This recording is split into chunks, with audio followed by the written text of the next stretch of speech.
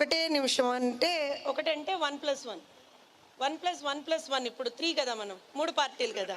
So 1+1+1 3. Okay. జై తెలుగుదేశం. రాలా ఇందాక మా సోదరుడు చెప్పాడు, తాడేపల్లి ప్యాలెస్ లో ఉన్నటువంటి పిల్లి కినపడాల.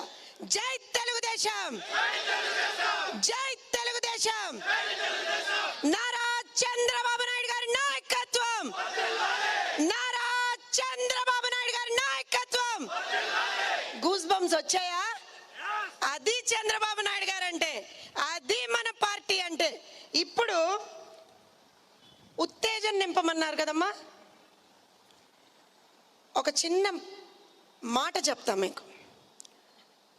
ఒక గాయకుడు ఎంతో ఆర్ద్రతతో చంద్రబాబు నాయుడు గారు పడినటువంటి వేదనని చెప్తూ ఒక చిన్న మాట చెప్పాడు. I'm not a good singer, so excuse me for that, but yes. చెరపట్టిన చల్ నిలబడ్డడురా, భయపెట్టిన చల్ బ్రతికున్నడురా, ఆడబిడ్డలనే నిందించినరు, కార్యకర్తలనే వేధించినరు, ఓర్చుకొని ఓర్చుకొని కట్టలనే తెంచుకొని చూసుకొని దూసుకొని గర్జించి దూకినడు చల్. ఎవరు ఎవరు? జూలు విప్పి కదిలింది ఎల్లో సింగము, దడుచుకొని ఉరుకుతది రౌడీ సంగము. జూలు విప్పి కదిలినది ఎల్లో సింగము, దడుచుకొని బదరుతది రౌడీ సంగము. జై జై చంద్రన్న బ్యాడ్, జై జై చంద్రన్న, జై జై జై. ఇప్పుడు కూడా అనాలి మనము, జై బాబు, జై బాబు. నారా చంద్రబాబు నాయుడు గారి నాయకత్వం, నారా చంద్రబాబు నాయుడు గారి నాయకత్వం. ఒక సాధారణ మహిళను, ఒక టీచర్ని ఇవాల్టి రోజున ఇంత మంది ముందర నిలబెట్టి మాట్లాడు జ్యోత్స్న అన్నాడు చూసారా, అది నా నాయకుడు. ఒక నాయకుడు మనకి గనక ఆత్మవిశ్వాసాన్ని ఇస్తే, ఒక నాయకుడు మనకి గనక ఒక మంచి భవిష్యత్తునిస్తే, ఒక నాయకుడు మనకి గనక నాయకత్వ లక్షణాలు ఇస్తే, ఏ రకంగా ఎవరమైనా సరే ముందుకు దుంకుతామో, రౌడీ సంఘాల్ని పరిగెత్తిస్తామో, ఇవాల్టి రోజున నిలువెత్తు ఎగ్జాంపుల్ జ్యోత్స్న మీకు ఇక్కడ. ఎందుకంటున్నా అంటే, నేను నిజంగా చెప్తున్నాను, ఒక మిడిల్ క్లాస్ నేపథ్యం నుంచి వచ్చినటువంటి ఆడబిడ్డను అయినా సరే ఇవాల్టి రోజున రౌడీ మూకలతో కొట్లాడుతున్నా, చంద్రబాబు నాయుడు గారి కోసం కొట్లాడుతున్నా, ఆంధ్రప్రదేశ్ రాష్ట్ర భవిష్యత్తు కోసం కొట్లాడుతున్నా, 5 కోట్ల ఆంధ్రుల భవిష్యత్తు కోసం కొట్లాడుతున్నా. ఇక్కడ ఇంకో విషయం చెప్తా. నేను ఇందాక కింద మా వివేక్ గారిని అడుగుతున్నా, సార్ తణుకు అంటే ఆ పిచ్చాయన ఒక ఆయన ఉంటాడు, ఆయన పేరేంటండి, అసలు మాట్లాడడం రాదు, ఆయనే కదండి ఎమ్మెల్యే, ఏదో మినిస్టర్ కదండి అన్నా. ఏదో మినిస్టర్, సారీ నాన్న ఇందాక లేదు లేదు లేదు సారీ, నేను మైక్ అటు పెడతాను, నేను అనకూడదు, మీరు అనండి, నేను అనకూడదు. ఎందుకంటే చంద్రబాబు నాయుడు గారి శిష్యులుగా మాకు ఖచ్చితంగా లిమిట్స్ ఉన్నాయి, ఖచ్చితంగా కొన్ని గీతలు ఉన్నాయి. ఆ గీతల్ని ఎట్టి పరిస్థితుల్లో దాటేటువంటి ప్రసక్తి లేదు. ఎంత మమ్మల్ని ఇబ్బంది పెట్టినా సరే, ఎంత మా మీద ఎన్ని అఘాయిత్యాలకు వాళ్ళు పాడుపడినా సరే, ఇలాగా మీ ముందర నుంచి కూర్చున్నారుగా ఇక్కడ మా రాధాకృష్ణ గారు. తణుకంటే నాకు నిజంగా ఈయన పేరు తప్పించి ఆయన పేరు ఎప్పుడు గుర్తుకు రాలేదండి. ఆయన నేను ఇవాళ మీటింగ్కి రావాలన్నప్పుడు నిన్న రాత్రి నుంచి ఎతుకుతున్నా, ఎవరైనా ఈ కార్మూర్ అని చెప్పి వికీపీడియాలో సహా ఎతికా, ఏమన్నా దొరుకుతుందేమో అని. అసలే నాకు కళ్ళద్దాలున్నాయి, ఈ కళ్ళద్దాలు వేసుకొని ఎతికినా సరే ఏమీ దొరకలే ఆ కార్మూర్ గురించి, ఇంకేం మాట్లాడతాం ఆయన గురించి.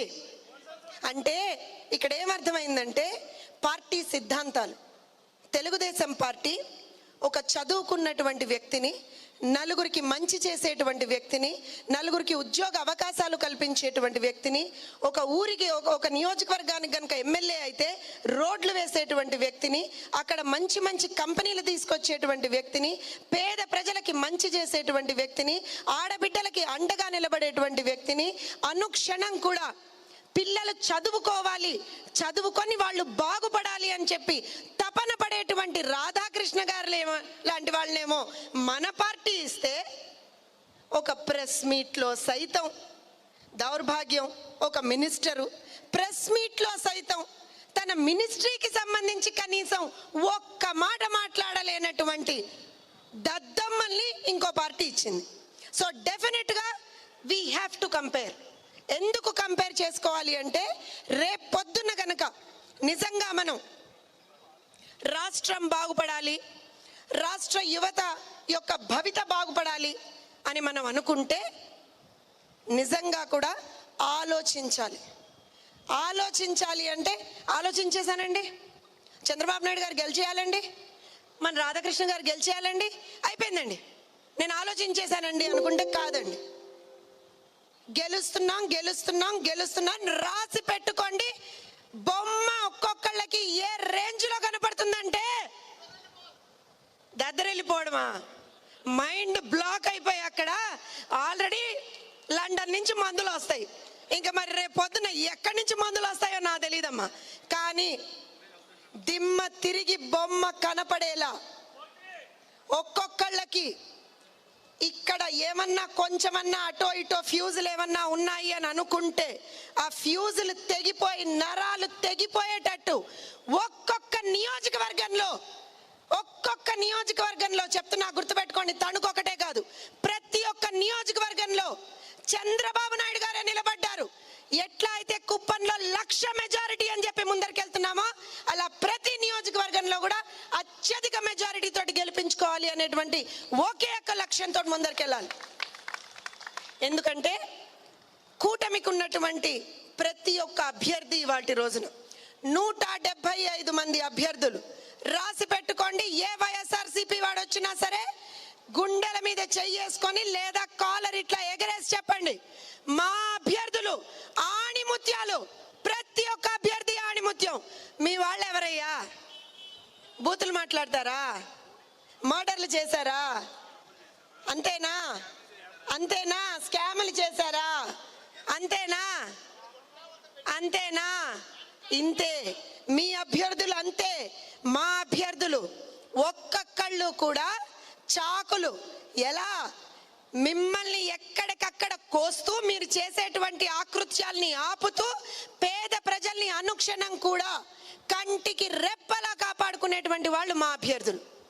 సో ఖచ్చితంగా నేను ఇందాక చెప్పినట్టుగా చంద్రబాబు నాయుడు గారి మీద జరిగినటువంటి దాడిని గుర్తుపెట్టుకుందాం. ఆ దాడికి కారకుడైనటువంటి ఏ ఒక్కడిని వదిలిపెట్టకూడదు. మనసులో ఈ దృఢ సంకల్పాన్ని కలుపుకొని ముందరికెళ్దాం.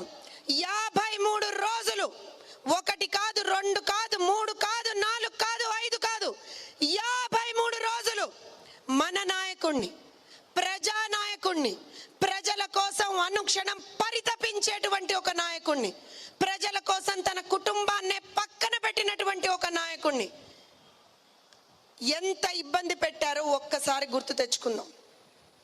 2019లో చేసినటువంటి ఏ ఒక్క తప్పంటే ఇందాక చెప్పారు కదా మా పెద్దలు, సర్లే ఎలా గెలుస్తున్నారు కదా, మన ఒక్క ఓటే ఏమవుతుంది వెళ్ళకపోతే, మనం ఒక్క ఓటే, మనం వెళ్ళకపోతే ఏమన్నా రాధాకృష్ణన్ ఓడిపోతాడా? ఏం కాదు, ఆయన బ్రహ్మాండమైనటువంటి మెజార్టీతో గెలుస్తాడు, అక్కడ ఉన్నటువంటి వాళ్ళందరూ వేస్తారు కాదు.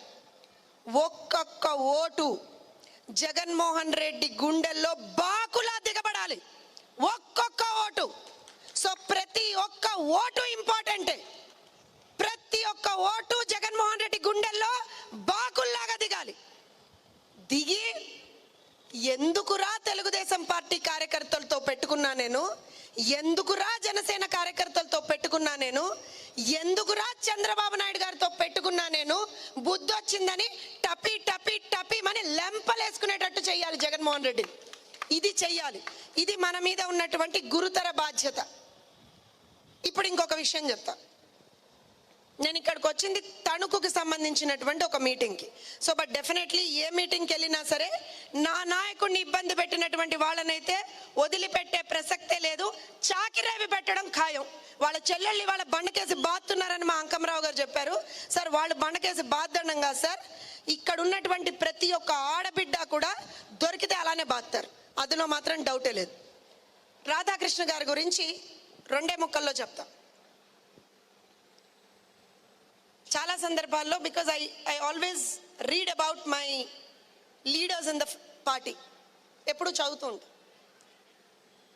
ఈయన గురించి ఎన్నిసార్లు చదివినా సరే సౌమ్యుడు, ఏమీ మాట్లాడు, అందరినీ కలుపుకొని వెళ్తాడు, పెద్దగా అగ్రెసివ్గా ఏమీ ఉండడు, కానీ ఎక్కడ ఏం చేయాలో అది చేసేస్తాడు, చాప కింద నీరులాగా కాన్స్టిట్యున్సీ అంతా చుట్టేస్తాడు.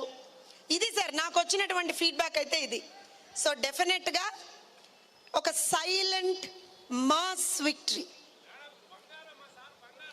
అందుకే అన్నా కదా సైలెంట్ మాస్ విక్టరీ. గుర్తుపెట్టుకోండి యువత అందరూ, ఆ మాట నేను మాస్ అని ఎందుకు అన్నానో గుర్తుపెట్టుకోండి. విజయోత్సవ సభ ఇలా ఉండకూడదు. ఎలా ఉండాలి? మీరు ఇందాక చెప్పారు చూసారా, అక్కడ ఉన్న వాళ్ళు ఎవరో ఉన్నారు చెప్పారు చూసారా, అప్పుడు ఎక్స్ఎమ్మెల్యే అవుతాడు చూసారా, ఎక్స్ మినిస్టర్ అవుతాడు చూసారా, ఆ ఎక్స్ఎమ్మెల్యేకి ఆ ఎక్స్ మినిస్టర్కి బాబోయ్ అనేలాగా విజయోత్సవ సభ ఉండాలి.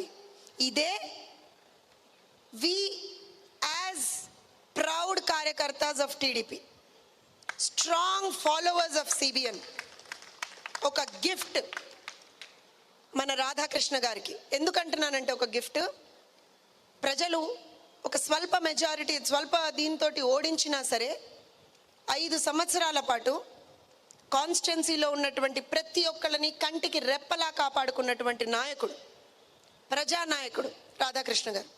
సో అలాంటి వ్యక్తికి జస్ట్ ఏదో మిమ్మల్ని గెలిపించేస్తాను సార్, మిమ్మల్ని మేము గెలిపిస్తానులేండి సార్, జస్ట్ కాదు. నేను ఇందాక చెప్పినట్టుగా మెజారిటీ మీరు డిసైడ్ చేసుకోండి అమ్మా, 50,000, 60,000, 40,000, 70,000 మీరు డిసైడ్ చేసుకోండి, కానీ మాస్ విక్టరీ కావాలి. మాస్ విక్టరీ, గుయ్యమనేటువంటి విక్టరీ అవతల వాళ్ళకి. ఇది మాత్రం గుర్తుపెట్టుకోండి. మళ్ళీ చెప్తున్నా, మన నాయకుడిని ఇబ్బంది పెట్టినటువంటి వాళ్ళని వదలొద్దు. అతి స్వల్ప ఓట్ల తేడాతోటి ఓడిపోయినటువంటి ఈ నాయకుడు చేసినటువంటి త్యాగాన్ని కూడా మరువద్దు. 5 సంవత్సరాల పాటు ప్రజల్ని ఏ రకంగా కాపాడుకున్నాడో గుర్తుపెట్టుకుందాం. రాబోయే 5 సంవత్సరాల్లో ఏ రకమైనటువంటి అభివృద్ధి తణుకులో చేస్తాడో ఒక్కసారి మనం గుర్తు తెచ్చుకుందాం. ఎందుకంటే 5 years ఆయన చేశారు, తెలుసు మనకి. He's a proven track record ఉన్నటువంటి లీడర్. ఒక ప్రూవెన్ ట్రాక్ రికార్డ్ ఉన్నటువంటి లీడర్ని ఎంచుకుందామా, లేకపోతే బెబ్బెబ్బా లాంటి లీడర్లను ఎంచుకుందామా అనేటువంటిది ఒక్కసారి ప్రజలు కూడా డిసైడ్ చేసుకోవాలి. మళ్ళీ ఒక్కసారి, I took most of your time, I know that.